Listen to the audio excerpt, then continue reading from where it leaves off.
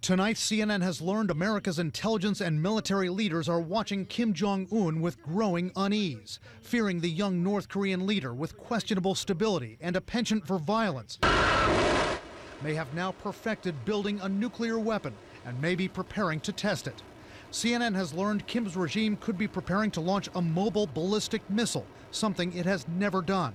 One long-range missile, which officials believe the North Koreans could fire, could hit American territory on Guam or the Aleutian Islands. But there's another, more frightening possibility.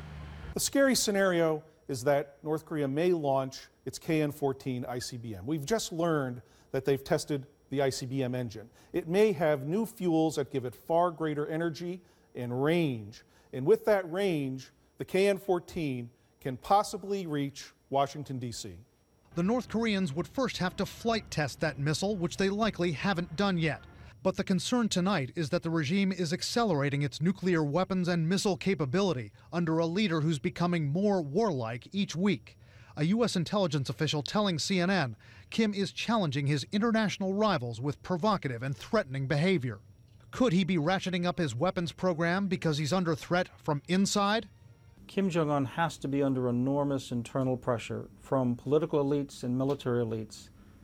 He has to demonstrate that he is a credible, strong, unifying leader. He's trying to do this by having unprecedented weapons. He's killing people, he's eliminating opponents, and that incurs a price. A top senator on the Intelligence Committee, asked by Wolf if Kim is rational, said unequivocally no.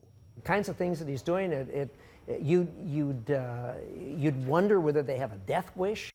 Most analysts won't go as far as saying Kim is crazy, but they worry that in his zeal to fight off his enemies and project his power, he'll miscalculate. He is potentially reckless. He is divorced from reality. Both of those attributes could contribute to war.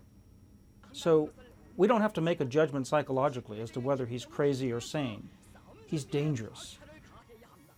And tonight there is real concern among U.S. officials and analysts that another provocative move by Kim is imminent. Less than 48 hours away, the birthday of Kim's grandfather, Kim Il-sung, the founder of North Korea, who the young Kim is said to be obsessed with emulating. Analysts believe many of Kim's bold moves recently were designed to show North Koreans that he is of equal or greater stature than his grandfather. Wolf? Interesting. Brian, why is he so obsessed with his grandfather and not his father? It's a very good question, Wolf. I've asked this about analysts in recent weeks. Experts tell us, his father, Kim Jong Il, the man in the middle here, well, he's associated with failure. The North Korean famine, the loss of Russia's huge support of North Korea, the collapse of the nuclear deal with the U.S., they all happened under his father, Kim Jong Il. A failure in so many eyes in North Korea. But the grandfather, Wolf, he is known for establishing North Korea, for attacking his enemies in South Korea, and for a time when North Koreans were actually better off economically than South Koreans decades ago, a time when North Koreans were not starving.